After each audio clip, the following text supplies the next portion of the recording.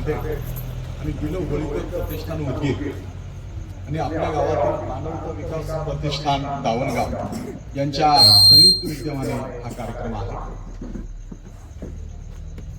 विद्यापीठाने बहिशाल व्याख्यानमालेच्या निमित्ताने शहराच्या फार्मसी कॉलेज हे गावात गेली पाहिजे म्हणून ही व्याख्यानमाला चालू केली।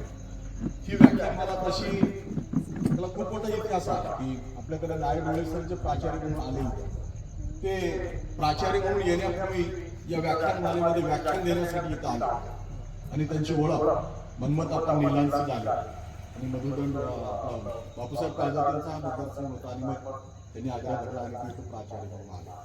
म्हणजे अशी ही शाळा महाविद्यालय म्हणजे नुसतं वर्गात 4 भिंतीमध्ये शिकवण्याचं काम करतात असं नाही, तर त्यांनी गावात गेलं पाहिजे आणि गावातल्या लोकांशी त्यांचं एक नातं निर्माण झालं पाहिजे, यासाठीची ही व्याख्यानमाला। आता ही व्याख्यानमाला मागच्या वर्षी आपण आपल्या गावात घेतली, याही वर्षी आपण आपल्या गावात ठेवली। प्रकाश साखरे मामा हे एक त्यांच्या क्षेत्रातले आयडॉल आहे आणि त्यांनी आपल्या गावामध्ये किशनराव बिरादर सर आणि त्यांनी मानवता विकास प्रतिष्ठान स्थापन केलं। त्या नावामध्येच खूप काही आहे, आपण बारकाईने विचार केला तर आपल्या लक्षात येईल। आणि दुसरी बाब ही आहे की आज व्यासपीठावर साखरे मामा अध्यक्ष आहेत, ते आमच्या होळीकर प्रतिष्ठानचे अध्यक्ष आहेत। दिलं होळीकर हे असे शिक्षक होते की त्यांनी उदगीरमध्ये आणि उदगीर पंचकृषीमध्ये विद्यार्थी घडवण्यासाठी खरा शिक्षक कशाला म्हणावा, जसं उदगीरची ओळख महाराष्ट्रामध्ये नायब डोळे सरांच्या नावाने व्हायची, डोळे म्हणजे उदगीर, उदगीर म्हणजे डोळे असं व्हायचे, तसंच होळीकर सरांचं देखील काम होतं। आणि होळीकर सरांनी राष्ट्र निर्माणामध्ये समताधिष्ठित समाज निर्माण झाला पाहिजे, भारतीय संविधानाचं जे उद्दिष्ट आहे उद्देश पत्रिकेतला ते प्रत्यक्ष कृतीत आणण्याचं काम होळीकर सरांनी आयुष्यभर केलं आणि त्यांची ही विचाराची पताका घेऊन मागच्या 12-13 वर्षापासून आमचं प्रतिष्ठान सातत्यपूर्ण हे काम करते। आता त्या प्रतिष्ठानचे अध्यक्ष प्रकाश साखरे मामा। आता या गावामध्येच आम्ही हा कार्यक्रम काय ठेवला, ही बहिशाल व्याख्यानमाला आहे आणि बाहेर गावामध्ये ती झाली पाहिजे। अलीकडं नवीन शैक्षणिक धोरण, नवीन सगळे ह्या पद्धतीमुळं प्राध्यापकांचा आणि गावातल्या लोकांचा संबंध हा दुरावत जातो आहे, तो न गेला पाहिजे आणि पुन्हा एकदा आपलेपणाचं नातं निर्माण झालं पाहिजे म्हणून ही व्याख्यानमाला आहे। आता ह्या व्याख्यानमालेचा पत्र खूप उशीर आला, मी किशनराव बिरादर सरांना फोन केला, त्यांनी मागच्या वर्षीसारखा होकार दिला, पण ह्या जयंतीमुळं अनेक वक्त्यांना मी फोन केला। त्याची काही नियमावली आहे की एकतर हे व्याख्यान ग्रामीण भागातच झालं पाहिजे, त्याच्या यादीतलाच वक्ता असला पाहिजे आणि त्या सगळ्या नियमानुसार आपण ते घेत असतो। आणि म्हणून मग मी भोपाळे सरांना फोन केला, भोपाळे सरांच्या पूर्वी अनेक वक्त्यांना फोन केला, अनेकांनी अडचणी सांगितल्या, पण भोपाळे सरांनी कुठलंही आढळवेढ न घेता एका फोनमध्येच त्यांनी सांगितलं मी येतो आणि ते आले। मी त्यांना मागच्या 40 वर्षापासून ओळखतो, मी पीपल्स महाविद्यालयात शिकलो, सरही तिथंच शिकले, विद्यार्थी असतानापासूनची आमची मैत्री आहे आणि भोपाळे सरांच्या व्यक्तिमत्वामध्ये अद्यापही कुठलाच बदल झालेला नाही। म्हणजे जागतिकरणामध्ये जे आपण पाहतो की जो दिखावटीपणा जो पाहतो, पोकळ प्रतिष्ठा जी पाहतो, ती आपल्याला भोपाळे सरांमध्ये दिसत नाही। ते अत्यंत सामान्यपणे वागतात, त्यांच्या बोलण्या आणि वागण्यामध्ये साम्य आहे, त्यांनी कुठलीच जाती व्यवस्था पाळली नाही। त्यांनी त्यांच्या गावामध्ये दीपोत्सव साजरा करायला सुरुवात केली, गावातली सगळी मुलं फटाके वाजवून हे करतात, तर ते गावात जातात, एक 50,000 रुपये खर्च करून जेवण ठेवून एक मोठा कार्यक्रम ठेवतात, आजूबाजूच्या चांगलं शेतीमध्ये काम करणाऱ्या शेतकऱ्यांना पुरस्कार वगैरे देतात, असं ते काम करतात। ते शारदा भवन एज्युकेशन सोसायटीमध्ये प्राध्यापक आहेत, ते अर्धापूरच्या राजीव गांधी महाविद्यालयामध्ये प्राचार्य होते, त्यांच्या संस्थेअंतर्गत बदली होऊन आता ते इंदिरा गांधी महाविद्यालयामध्ये आहे। तर असा एक शिवाजी महाराजांचा विचार, कारण आपण पाहतो की छत्रपती रयतेचा राजा यांची जयंती महाराष्ट्रामध्ये कुठं होत नाही। आपण जर विचार केला तर प्रत्येक गावामध्ये जयंती होते, म्हणजे आपल्या शरीरातल्या सगळ्या नसांमधून जसं रक्त व्हावं तसं शिवाजीचा विचार, शिवाजी महाराजांचा विचार सगळ्यांच्या रक्ताच्या नसांमध्ये वाढला पाहिजे।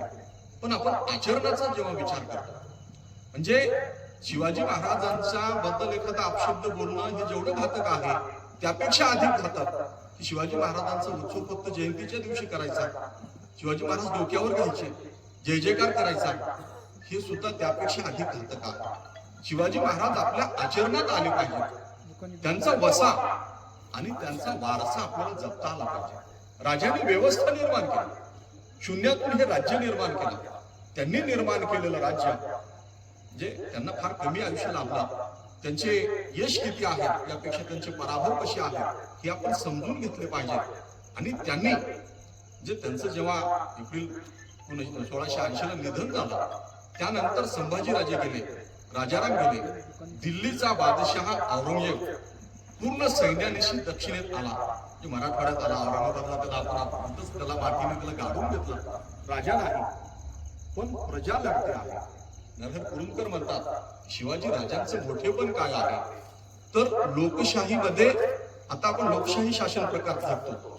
लोकशाही आणि राज्यशाही दोन शासन प्रकार परस्पर विरोधी शासन प्रकार आहेत. पण लोकशाहीमध्ये एखाद्या राजाची जयंती एवढी मोठ्या प्रमाणात का साजरी व्हावी, तर हा राजा राज्यशाहीमध्ये रयतेच्या कल्याणाचा विचार करणारा राजा आहे, लोकशाहीचा विचार करणारा राजा आहे. आणि म्हणून आपण हा विचार आपल्या आचरणामध्ये आणला पाहिजे.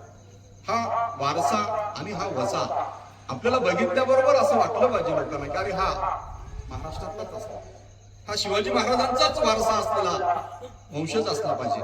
हे आपल्या आचरणातून दिसावं. कारण युवकांचं राष्ट्र म्हणत असताना जर युवक व्यसनाधीन झाला असेल, शिक्षणापासून दूर गेला असेल, तर स्वराज्याचं काय, शेतकऱ्यांचं काय, या गोष्टी आपल्याला कळाव्यात. आणि म्हणून आपण नांदेडहून भोपाळे सरांना पाचारण केलेलं आहे. भोपाळे सर हे नायगाव तालुक्यातील कोलंबी जवळ त्यांचं गाव आहे, दरेगावचे ते आहे. अत्यंत प्रतिकूल परिस्थितीतून त्यांनी ही सगळी वाटचाल केलेली आहे. ते साहित्यिक आहेत. विद्यार्थी असतानाच त्यांना महाराष्ट्र शासनाचा वि.स. खांडेकरांच्या 2 ध्रुव कादंबरीवर निबंध लिहिला म्हणून पुरस्कार मिळाला, मोठ्या साहित्यिकांसारखा. आणि शासनाचा पुरस्कार त्यांनी घेतला. गावामध्ये अत्यंत प्रतिकूल परिस्थिती, म्हणजे हलाखीची परिस्थिती आहे म्हणून त्यांच्या छोट्या भावाला शिक्षण मिळालं नाही. वडिलांनी दोघं भाऊ तर एकाला शिकवलं, एक शेती काशात काम केलं. पण त्यांनी अशी वेळ गावातल्या लोकांवर येऊ नये म्हणून त्यांनी आताही गावाची नाळ तोडली नाही. ते दरवर्षी गावात जातात, गावात उपक्रम करतात. असा एक उपक्रमशील शिक्षक आता आमचे चिमोरे सर आहेत व्यासपीठावर, हा सुद्धा लोक शिक्षक आहे. प्रत्येक उदगीरच्या आजूबाजूच्या प्रत्येक गावात हा शिक्षक फिरतो. आणि म्हणून मी सरांना म्हणालो की तसं सकाळी मी कॉलेजमध्ये गेलो तेव्हा भरपूर प्राध्यापक सोबत होते. चिमोरे सर एका शब्दाने लगेच आले. म्हणजे लोकांबद्दलची जी आत्मीयता आहे तो खरा शिक्षक आहे. आणि मग असा हाडामासाचे शिक्षक जर गावामध्ये गेली तर आज आपण जे पाहतो की एका अविद्येने जर एवढं अनर्थ केला असेल तर ते दूर करण्याचं काम शिवजयंतीच्या निमित्ताने याच्यापेक्षा अधिक चांगला मुहूर्त काय असू शकतो. आणि म्हणून या दिवशी आपल्याला भोपाळे सर ऐकायला मिळाले पाहिजे. कारण ते नुसतंच बोलतात असं नाही, तर शिवाजी राजांनी इथल्या रयतेच्या मनामध्ये जी स्वातंत्र्याची ज्योत पेटवली. आणि मग शिवाजी राजांच्या निधनानंतर 27 वर्ष तब्बल औरंगजेब झुंजत होता, राजा नव्हता. राजारामाचं निधन झालेलं आहे, ताराबाई लढते आहे, राजा नाही पण जनता लढत होती. आणि म्हणून राज्यशाहीतलं ते लोकशाहीचं राज्य आहे, रयतेचं राज्य आहे. तो खऱ्या अर्थाने शिवाजी महाराजांचा विजय आहे. हा आपण समजून घेतला पाहिजे. त्यांचा खरा उत्कर्ष काय असेल तर राजश्री शाहू महाराज आहे, बडोद्याचे सयाजीराव गायकवाड महाराज आहे. कधी आपण बडोद्याला गेलो तर आपण बघितलं पाहिजे तिथलं लक्ष्मी पॅलेस काय आहे. जगातलं सगळं चांगलं तत्वज्ञान त्यांनी तिथं आणलेलं आहे. बाबासाहेबांना सुद्धा फेलोशिप देणारा तो राजा आहे, अमेरिकेला शिक्षणासाठी पाठवणारा तो राजा आहे सयाजीराव गायकवाड. आणि अशांचे आपण वारस आहोत याची जाणीव आपल्याला व्हावी आणि त्या जाणीवेनुसार आपण आचरण व्हावं. युवकांच्या जगण्याचा विषय शिवाजी महाराज व्हावा, नुसतं जय जयकाराचा नाही. या हेतूने आपण हा कार्यक्रम ठेवलेला आहे. मी एवढं प्रास्ताविक करून थांबतो. यानंतर भोपाळे सर आपल्याला मार्गदर्शन करतील. आपण सर्वांनी कानात कान आणून ते ऐकावं ही विनंती करतो. थांबतो. धन्यवाद. जय हिंद, जय महाराष्ट्र.